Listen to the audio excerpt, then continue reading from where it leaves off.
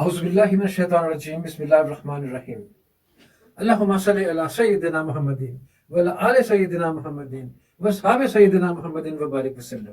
السلام علیکم ورحمۃ اللہ وبرکاتہ۔ نماز، اللہ اکبر، نماز کا ایک انوکھا اور حیران کن پہلو۔ نماز ہم پڑھتے ہیں اللہ تعالیٰ کی خوشنودی کے لیے، اللہ تعالیٰ کے حکم کے مطابق نماز ہمارے پر فرض ہے۔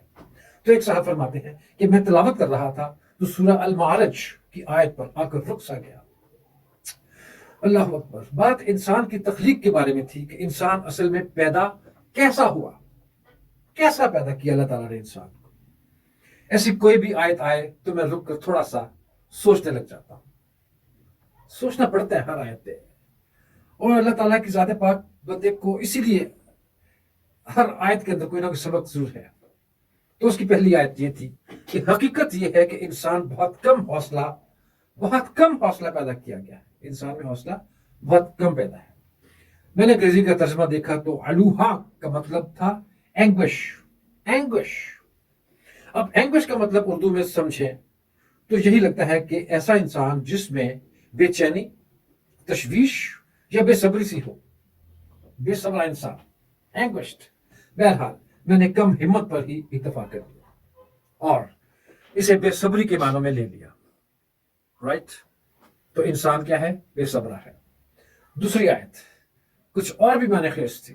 اللہ اکبر، اللہ اکبر، جب اسے کوئی تکلیف پہنچتی ہے تو وہ بہت گھبرا جاتا ہے۔ یار انسان ذرا سی تکلیف ہوتی تو گھبرا جاتا ہے۔ جزوعات کا لفظ تو مجھے سمجھ آ گیا، انگریزی میں ترجمہ بھی قریب ہی تھا۔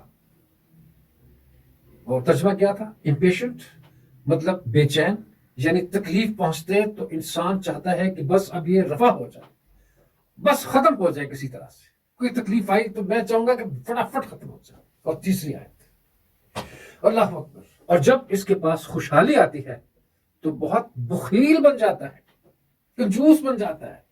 یہ خوشحالی مشتقی رہے، منوان، یعنی کنجوس۔ جب اسے کوئی نعمت ملتی ہے تو اس کا دل چاہتا ہے کہ بس اسی کے پاس ہی رہے، وہ نعمت کسی اور کو نہ مل جائے۔ اللہ تعالیٰ نے مجھے علم کی دولت سے نوازا تو بس میرے پاس ہی رہے۔ اللہ تعالیٰ نے مجھے اولاد کی نعمت سے نوازا تو بس مجھ جیسی اولاد کسی کی نہ ہو۔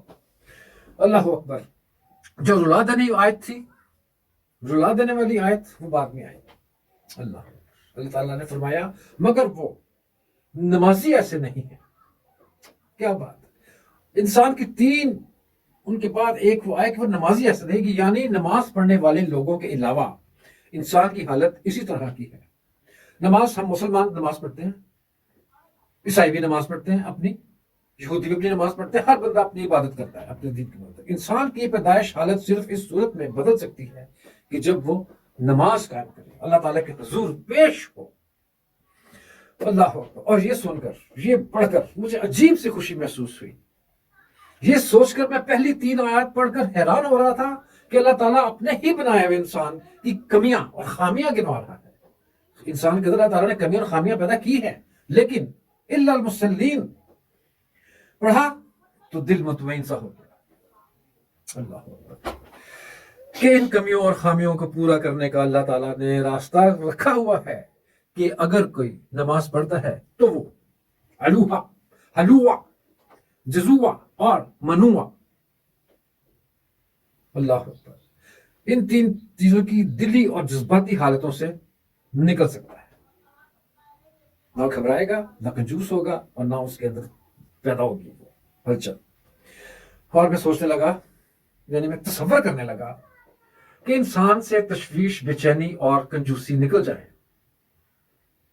تشویش، بے چینی اور کنجوسی نکل جائیں تو کیسی حالت ہے انسان، تو کیسا ہے انسان؟ یعنی نماز کی برکت، یہ وہ پہلو ہے کہ نماز کی برکت سے اگر انسان کے دل میں تشویش، بے چینی اور کنجوسی نکل جائیں اور اس کی پریشانی، گھٹن اور تنگ دلی دور ہو جائے تو انسان میں کیسی وسعت، کیسی کشادگی، اس میں کیسی لگن آ جاتی ہے۔ یہ سب کیا ہے؟ نماز کا کرشمہ۔ السلام علیکم ورحمۃ اللہ وبرکاتہ۔